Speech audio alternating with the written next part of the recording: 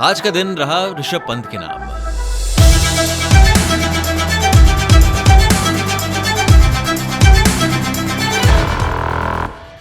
और आज के दिन हर किसी ने ऋषभ पंत की पारी के बारे में कहीं ना कहीं विश्लेषण करी है, but the one person whose analysis and whose that one singular point on Rishabh Pant and what he does opposition गेंदबाजों को, that really stood out for me, और वो इंसान है Nasir Hussain. It comes as no surprise that Nasir Hussain is one of the most foremost premier analysts of the game.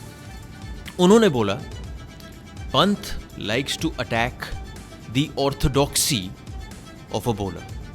फिर से बोलता हूँ, जो एक गेंदबाज का वो जिस तरीके से वो करता है कि मैं आऊँगा, पहली गेंद ऐसी डालूंगा, फिर दूसरी गेंद वैसी डालूंगा, उसी हैबिट को पंत बहुत जल्दी समझता है और उसी को वो अटैक करता है। फॉर एग्जाम्पल, इंग्लैंड के जो सारे गेंदबाज थे उनमें से एक गेंदबाज था जिसको पंत ने अटैक नहीं किया, क्योंकि वो ही पंत का एक रूप है in terms of a test cricketer, और उसका नाम है इंग्लैंड के टेस्ट कप्तान Ben Stokes. Because Ben Stokes is also a thinking cricketer. He is always thinking, trying to get ahead with the opposition. अक्सर गेंदबाज फील्ड सेट करता है, उस फील्ड के मुताबिक वो गेंदबाजी करता है, लेकिन बेन स्टोक्स कभी कभी ब्लफ डाल सकते हैं। बेन स्टोक्स कभी कभी कुछ और कर सकते हैं जो शायद आप दूसरे गेंदबाजों से एक्सपेक्ट ना करें। But when it comes to the other guys, not Ben Stokes but all the other guys in this England lineup, चाहे शोएब बशीर हो, चाहे वो उनके तेज गेंदबाज हो, ऋषभ पंत बहुत जल्दी भांप लेता है कि मेरे ओर क्या आने वाला है। तो चाहे टीवी पे बैठ के आप और मैं देख के कह रहे यार ये कर क्या रहा है, why is he playing such risk heavy cricket, वो पहली भांप लेता है, बहुत जल्दी जज कर लेता है क्या आने वाला है, and then he goes hammer and tongs. Then it's not कि भाई देखो पहला गेंद है तो शायद मैं रुक के आराम से खेलूं, शायद चौथा गेंद है फिर मैं आराम से रुक के खेलूं, अरे एक चौका ऑलरेडी आ चुका है तो अब मैं टिक्के लगाऊं। No no no no no, he is judging it by the ball, and because he is judging it so quickly, you see the kind of things that he does.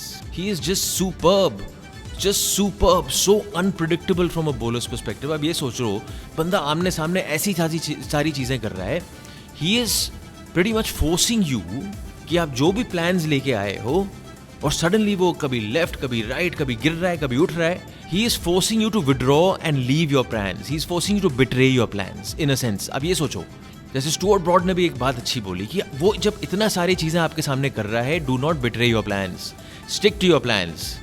आप देखते हो सामने यार मैं गेंदबाज हूँ, मैं कर रहा हूँ, वो छक्के मार रहा है, कभी गिर के छक्के मार रहा है, कभी पीछे छक्के मार रहा है, तो फिर आपके दिमाग में चलता है यार I need to change my plans.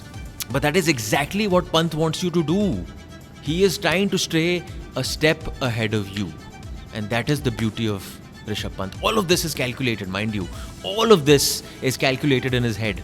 You ask him for all the moments, जो rash moments हों, जो कभी चले ना हो, he calculates them. He calculates them from before, and more often than not, मानसिकता, he is winning those moments. फिर आगे जाके जो होता है सो होता है, वो तो देख ही जाइए, वो खेल है भाई, कभी एक जीतता है तो कभी एक हारता है, एंड ये खेल का रीति रिवाज है।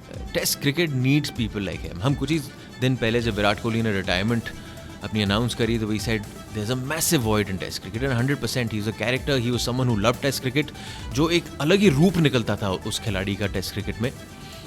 उस लिहाज से ऋषभ पंत की भी उतनी ही ज़रूरत है रेड बॉल गेम में, जहाँ भी जाते हैं, एंड यू कैन जज that by whichever country he goes to, ना कि सिर्फ भारत में, पर भारत के बाहर जहाँ भी जाते हैं, बड़े सेना कंट्रीज़ में अगर जाते हैं तो सबसे ज़्यादा चर्चा ऋषभ पंत की होती है। दर्शक जो आते हैं ऋषभ पंत को देखने आते हैं, and that in itself is a testament to the beauty of Rishabh Pant.